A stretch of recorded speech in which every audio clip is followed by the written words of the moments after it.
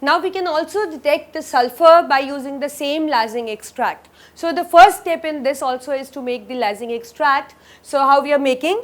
We have taken again a fusion tube with the sodium piece and we heat it till it melts. Then we add an organic compound containing, this time the organic compound contains obviously a carbon, and along with that it contains the sulfur. Right, we heat it till it becomes red hot. Then in a china dish containing the distilled water, it is just broken down and we boil it and then filter it, and the filtrate is something called sodium extract. So here the filtrate will be something as Na2S. It will contain a sodium sulfide. So now what happens, we take the sodium sulfide, let us say this is my sodium sulfide here, right. So we actually take a filtrate into 2 tubes because we can actually perform the process by using the how to indicate the presence of sulfur actually. So I just divide the filtrate into 2 tubes. So let's my half part of filtrate here, half part of filtrate here. So now we will consider this first one now.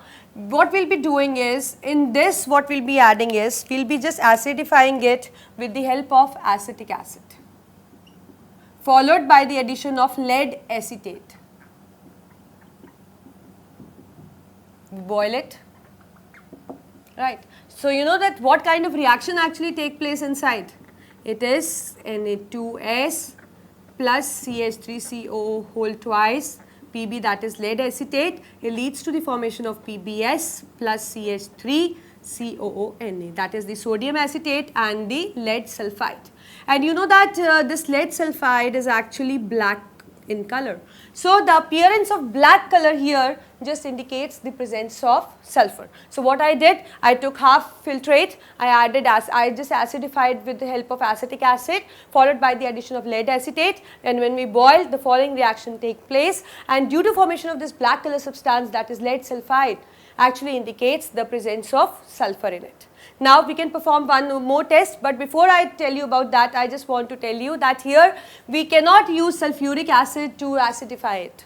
The reason being, if we will use the sulfuric acid, lead sulfide won't be formed. Instead of lead sulfide, we will get the lead sulfate, right. So to prevent that, we take the acetic acid here. And the second thing is that, now the second test what we are going to do is, I am going to add this filtrate, the sodium nitroprusside.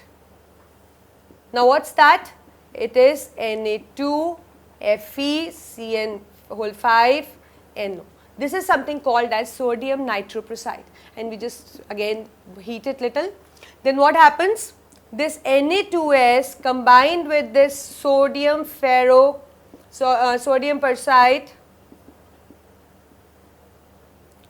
like this, giving rise to a compound that is something like this. And you know that what is the name for this compound? It is sodium pentcyano